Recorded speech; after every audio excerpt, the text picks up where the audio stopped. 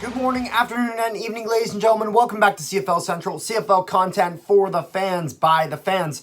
So, this is a series I did on my own channel last season. You can check it out at the Nolan Hockey Podcast, where I went week by week through the stuff. Now, I think going forward, we're going to try to have both me and Jake on, with the exceptions of if one of us is unavailable, such as today. But yeah, we're gonna do a preview through all this stuff. We're gonna do a review after each week. And yeah, we're just going to go through all the games. So, starting in our preseason, for week 1 of the preseason, we got the Toronto Argonauts versus the Ottawa Red Blacks. Alrighty, so starting off CFL action tonight, we got Toronto and Ottawa. This will be very interesting, and I think all of these will be very interesting simply because of all the changes that have been made to the teams in the offseason. I mean, you got like Toronto, who's acquired 2 of the biggest guys on the market with Andrew Harris and Brandon Banks. And overall, they look pretty solid. I think they're going to be one of the top teams in the East. And yeah, however, the question is, because it's a preseason, this is very hard to predict because we haven't seen all the new faces. We haven't seen them like with their new teams yet and how they've kind of fit into the system. We also don't know how many of their starters are playing. I guarantee you a lot of these teams are going to cut back on them. I think Toronto is going to be one of them. I don't know if Bethel Thompson plays today. But overall, they look solid, but I don't expect tons of starters. On the Ottawa side of things, I think Ottawa actually does play most of their starters today. I could be completely wrong, but they have a lot to prove. I mean, they had a pretty disappointing last season. They had arguably the best offseason, this best or second best offseason, depending on who you're talking to. And, but they have a lot to prove. I know that they're very disappointed with what they had last season. But, I mean, they brought in basically an entire new O-line with, some bigger names like Williams and Stewart. But then you have, like, all-new receiving core, which is really going to be quite scary, I feel like, with Darvin Adams, Jalen Acklin, and Shaq Johnson. Those are some 3 big names there, especially Jalen Acklin, who I was surprised that Hamilton really didn't, kind of throw the wallet at to keep around because he was one of their star upcoming receivers, and they let him go. And Shaq Johnson from BC, and obviously the Adams from yours truly, Winnipeg Blue Bombers. But yeah, I mean, and then obviously they lost Devontae Dedmon to the NFL. However, I think they'll be doing just fine. And in combination with that basically whole fresh new offense with, all these new receivers and a new O-line to protect their new QB with Jeremiah Mazzoli now in Ottawa. I seriously think Ottawa has the potential to be a top team in the East. And I think the only question when it comes to the East is actually going to be the Tiger Cats. So yeah, I'll predict Ottawa to win this game simply because I think they got more to prove. So I think they'll kind of be willing to play more starters than Toronto. So for that reason, I'll have Ottawa winning. But the next game we have is the Edmonton Elks versus the Winnipeg Blue Bombers. All right here. So like I said, the Elks have changed a bit, but not a ton. So, I mean, obviously the big signing they have here is Kenny Lawler. I think this is now the highest paid receiver in the CFL, $300,000 to Kenny Lawler to bring him to Edmonton to add to the Elks. Now, they've also gotten another talent from the Bombers in Sergio Castillo, who was proven that he was finally the kicker that the Bombers needed in order to secure their second Grey Cup victory back-to-back. They got Jerron Carter. They got Nick Arbuckle as their QB back there. James Wilder Jr. at running back. The question is, is it enough to beat a Bomber team, even though the Bombers, I'm positive that they're not going to be playing a lot of their starters, or at least some of them. Going over to the Bomber side of things, the main star we know who's not playing tonight is going to be Zach Collaros. Zach Collaros is not going to be going in. Prukop is going to be starting QB. Now, the interesting thing about this is I don't know much about him. However, I've heard great things about him. So we'll have to kind of see on that front. Obviously, the Bombers are now kind of back to square one with what they had last season in terms of their weakness being the kicking department. Now they're back to Mortada and Leggio as they lost Castillo here. So I think they're going to need to get that figured out. I think they're probably going to put Mortada back in, see if maybe, he's figured out how to kick. Hopefully. And then there's obviously the D-line. The defense of the Bombers last season was one of the biggest talking points.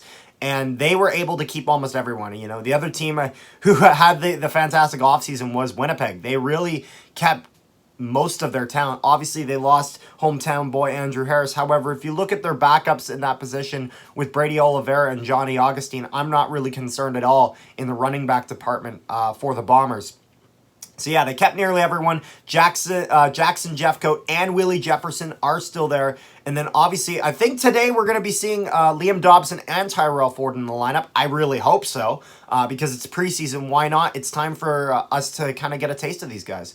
So yeah, for all these reasons, I think I have the Bombers winning this. Simply because I just don't think that the Elks have the depth, even with the Bombers not playing their starters. So yeah, that'll bring us into our next game, which will be the BC Lions versus the Calgary Stampeders. All right, so we got BC versus Calgary here. So this will be a bit interesting because now with the whole 2 QB rule, there's now a possibility of us seeing 2 quarterbacks on the field. Are we going to see Bo Levi Mitchell and Jake Mayer on the field at the same time? I don't think so, but it would be a kind of interesting thing to see. But then obviously, I mean, the Stampeders got some solid receivers in Kamar and especially Reggie Begelton. Reggie Begelton really had a good, strong season after coming off of injury last season. And I expect to see him, you know, getting back up to speed early now. Hopefully he doesn't get injured again.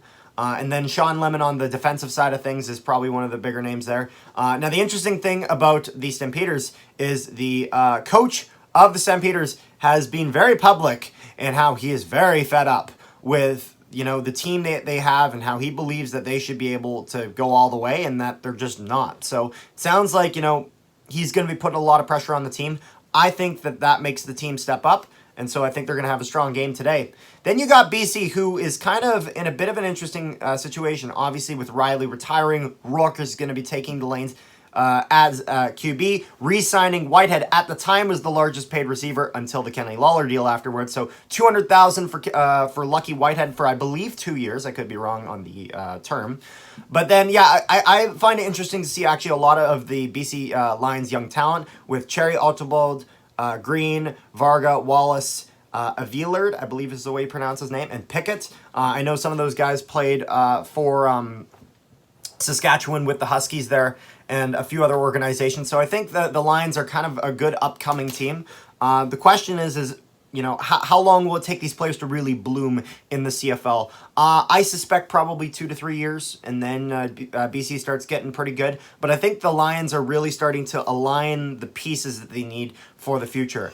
But because I think the Stamps are more ready right now, I think the Stamps take this game. However, I could easily see BC taking this game as well. So I think this is probably the one that's the most down the middle.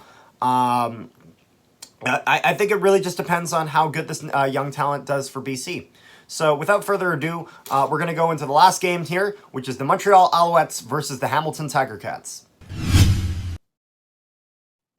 All right, so going into our last game of the week, we have the Alouettes and the Tiger Cats in Hamilton. So I think this will be very interesting, mainly because of the Tiger Cats side of things as opposed to the Alouettes. Mainly because the Tiger Cats lost quite a bit this offseason.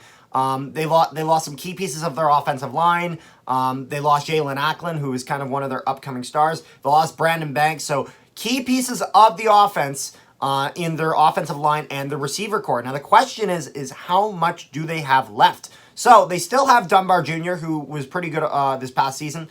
Their defense looks pretty good. Like, it hasn't been tempered that much. Obviously, they still have their big names like Micah Johnson and Simone Lawrence. Actually, I believe they signed Micah Johnson. I shouldn't say they keep Micah Johnson. I think they just got him.